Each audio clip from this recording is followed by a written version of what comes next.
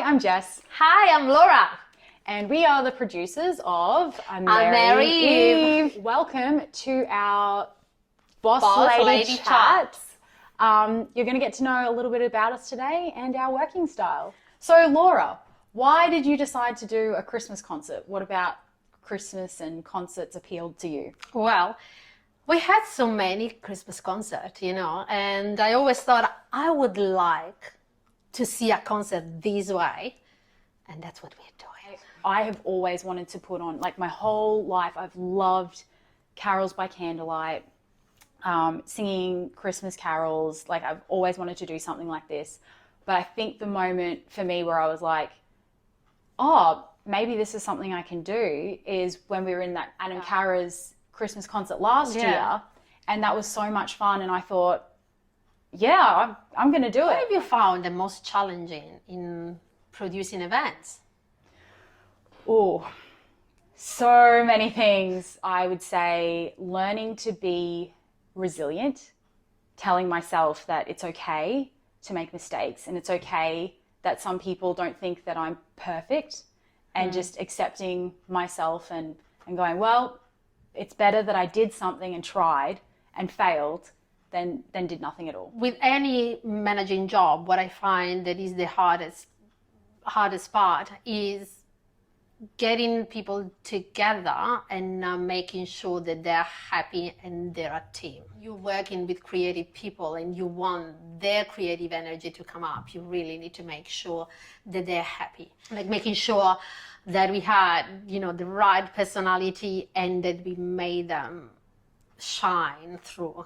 Yeah. So that was more of a challenge. I think that was my obsession. How has being a mum influenced you as an artist? Oh my God. As a mom, of course, you change priorities through things, but as an artist, it did change me a lot in the sense that it gave me the some sensitivity that I couldn't have before. And it gave me the way to actually understand other mothers. This environment, how many women that are artists and put their career aside because of the struggle of coping with job and motherhood and everything else. And for some of them was hard. So from that point of view, I hope that in the future, this experience actually will help me supporting more women keeping going through their artistic careers. What I found when I became a mum was I just had more compassion. I was able to forgive people who had hurt me. I was able to forgive myself. I still struggle with self-compassion, whereas before I would just be so paralyzed with fear of trying anything. I had someone to fight for and to push past those barriers and to think of. Remember holding my little girl in my arms when she was first born and saying, how can I expect her to go out into this world and be anything she wants to be and live her best life if I'm not willing to show her first how that's done? Yeah. What have you found the most rewarding part of producing? So many things. Because I didn't start out thinking, oh, well, I'm going to be a producer one day. I started out writing my play and then seeing that there was just this massive gap for women to perform, women to write, women to create representation that was authentic and real to them. I felt like, well, if I don't do it, who's going to do it? For me, the most rewarding part has been stepping into a role or a leadership position that I never saw myself in. I never thought I could be a leader. I didn't think that was within my capabilities. To see people wanting to come back and participate in my work and who've been really happy to be a part of it, that's been the most rewarding, is knowing that I created that. To be honest, like sitting in a corner and listening to what our ideas were getting developed into by the people that we got involved in this concert has been actually great. Having those ideas in and leaving that to people for them to make them theirs and grow into something that I, sometimes I couldn't believe. So, that me sitting in a corner and taking photos or just listening, that has been amazing. What is your favorite thing about the Christmas season? Oh, that's a big one, because there's so many. With my family in Italy, we had relatives all around, but Christmas time was the time when they would all go back. For me, it's all about the people and the getting back to a point where we can, embrace each other and communicate again. Because sometimes it's hard, even with all the apps. It's funny that you say that, because this whole lead up to Christmas, all I've been thinking about is how much I miss my sisters, because they're in Melbourne at the moment, and knowing that there's been times when they've wanted to come home and they haven't been able to. Going to be being at the airport and just holding them when they come home. Yeah, okay. I really miss them. Oh God! If I knew my brother was coming, they would be the same. Yeah. And then I would be like, oh my God, I'm in trouble. It's gonna be around. What are your female influences?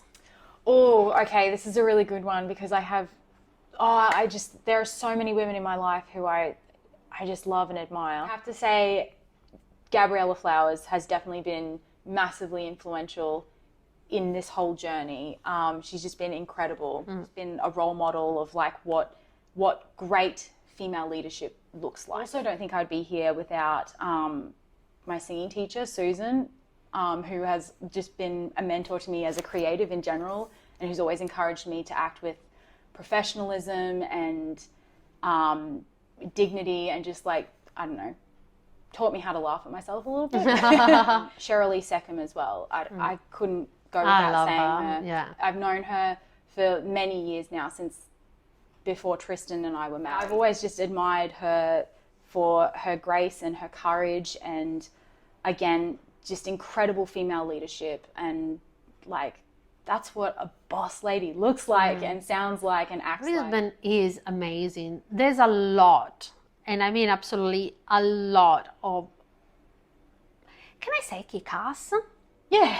Kick-ass women out there from every single point of view. Like, there's marvelous directors. There's, people like Shirley and Gab, which are absolutely amazing. Fiona Buchanan is one of those people. In many situations where I was struggling, from an artistic point of view, like, oh, what do I do with these monologues, things like that. She would take all time to support me. In spite of everything that's going on in definitely, Shirley Lee is someone amazing that I admire every single time she opens her mouth or she writes something. Is something that you really need to take and treasure. What's next on your creative agenda?